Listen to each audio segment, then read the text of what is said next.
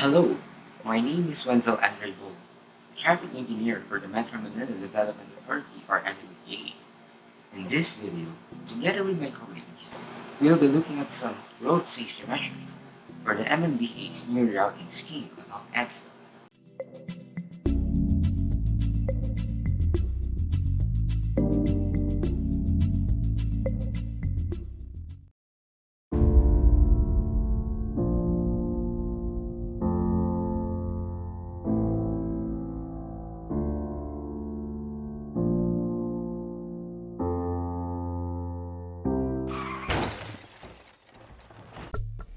These days, you might be hard-pressed to think about the danger of driving in the Philippines, mostly because the traffic in Metro Manila has gotten to the point where the main roads are congested even in the wee hours.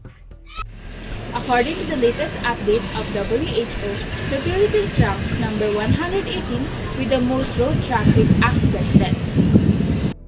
In relation to that, according to the road crash statistics in Metro Manila in 2019, the total of reported incidents rose to 121,771, representing a year-on-year increase of 4.16%. On average, there were 334 reported accidents per day and about 12,000 Filipinos die on the roads each year. As the longest and busiest thoroughfare in Metro, Epifanio de los Santos Avenue, or we all know EDSA, is where a high volume of cars passes through, increasing an odd in collision. In 2018, Quezon City, particularly EDSA, recorded the highest number of accidents, a whopping 7,276 or around 47 incidents per day that resulted in damage to property, injuries, and fatalities based on the MMDA's Metro Manila Accident Reporting and Analysis System. Common causes of road accidents are driving under the influence of alcohol, physical fatigue, overspeeding, distracted driving, unauthorized use of accessories, and vehicle roadworthiness. The MMDA's latest road safety findings reveal the most dangerous parts of EDSA. Be very careful when traversing these accident-prone roads to avoid meeting an accident.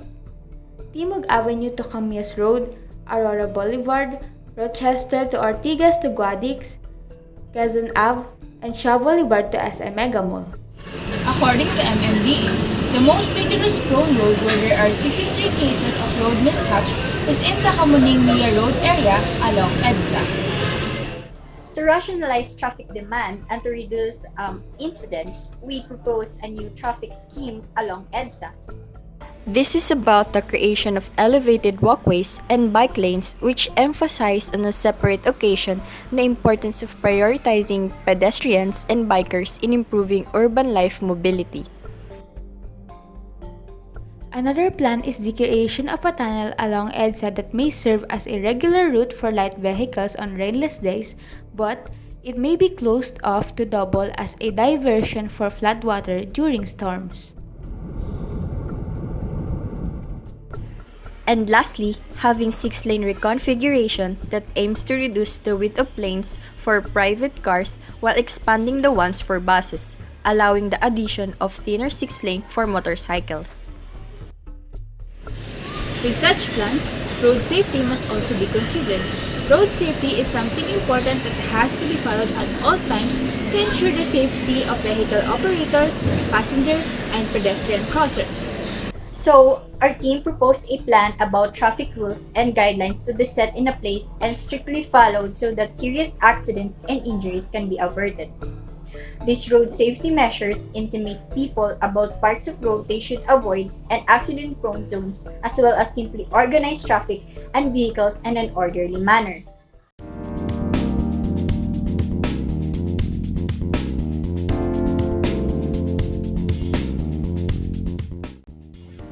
Driving safely is not just beneficial for you, but also to other drivers as well.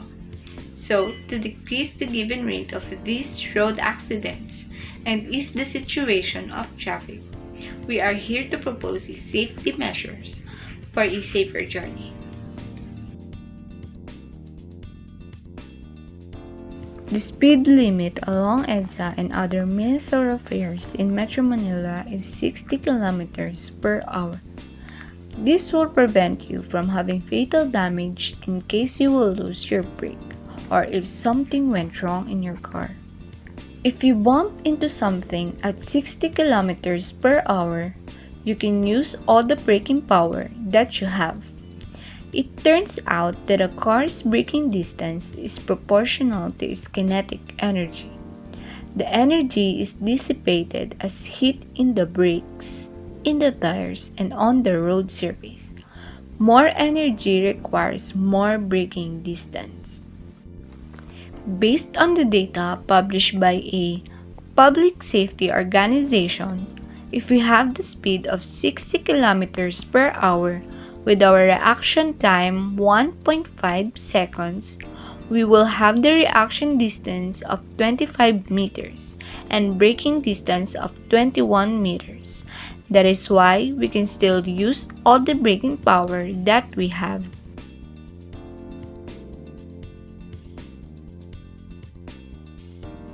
Switching lanes too often is one of the worst driving habits of Filipino drivers. It is one of the reasons why we have accidents like rear-end collisions. Prevent swerving without precautions, such as not using signal lights, to minimize such unfortunate incidents.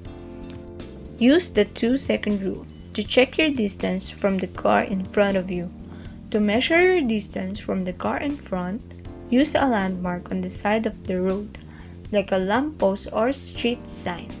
Once the car in front passes that landmark, count up to 3 seconds or more before you pass the landmark as well. But make sure that the vehicle behind you does not get too close to you. Third, study the road ahead. Before starting the car, make sure the car side mirror is okay. Ready your navigation app and study the route you are going to take.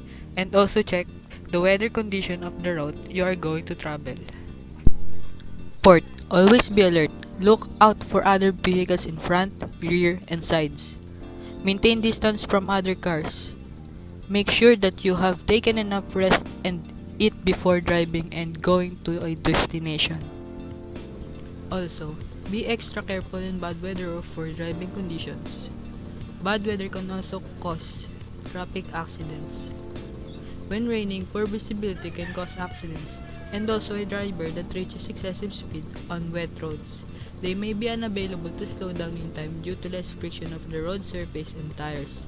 If it is raining, remember to slow down and maintain a minimum speed. And if your trip is unnecessary, keep yourself out of the road. 5% of traffic accidents are caused by damaged roads.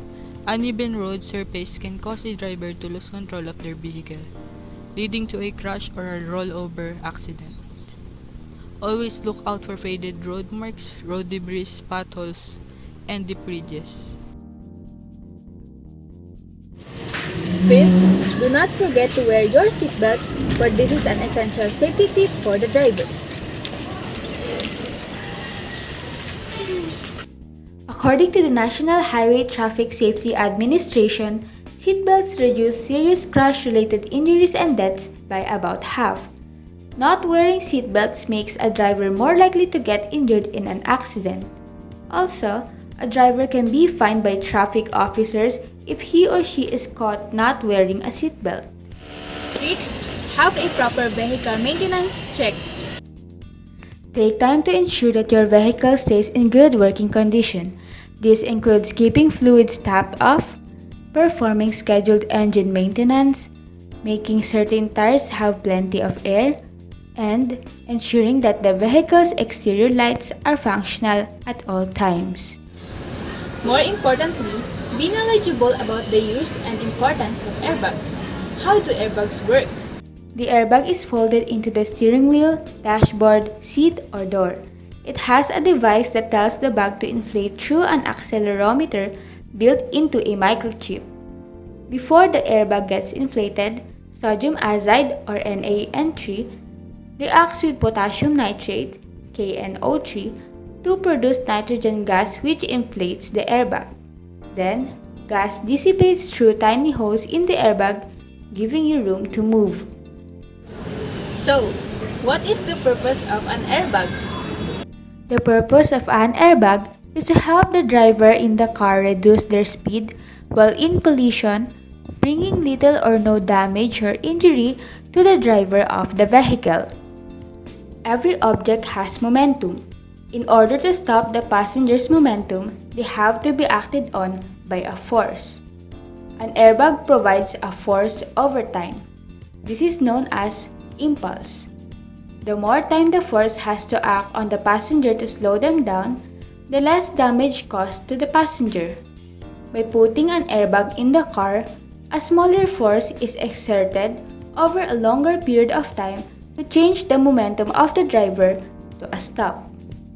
7. Prevent yourself using your phone while driving. Using your mobile phone while driving. Just don't. Doing so not only endangers yourself but other road users as well.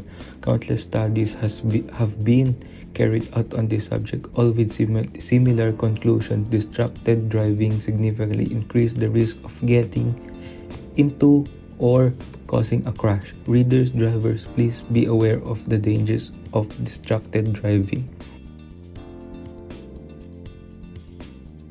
Although it sounds like a major delay to your journey, regular, short breaks are actually only likely to add an hour tops to your trip.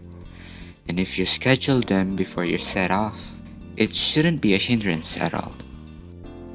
9th, never drive under the influence of alcohol. Drunk driving increases your risk of being in an accident. Drivers use their hands, eyes, and feet to control the car, but they must be controlled by their brains. If a person is drunk, it will have negative effects on the skills necessary for driving, such as reaction time. Alcohol slows down reflexes and reduces the ability to respond to changing situations quickly. Vision. It changes the movement of the eyes, slows down the operation of the eye muscles, and changes visual perception, probably resulting in blurred vision. Tracking. It reduces one's ability to determine the position of the car on the road or the location of other vehicles and road lanes. Concentration. One loses concentration as drowsiness occurs while driving. Comprehension. It hinders the ability of the driver to make rational choices. And coordination. Drinking reduces eye-hand-foot coordination.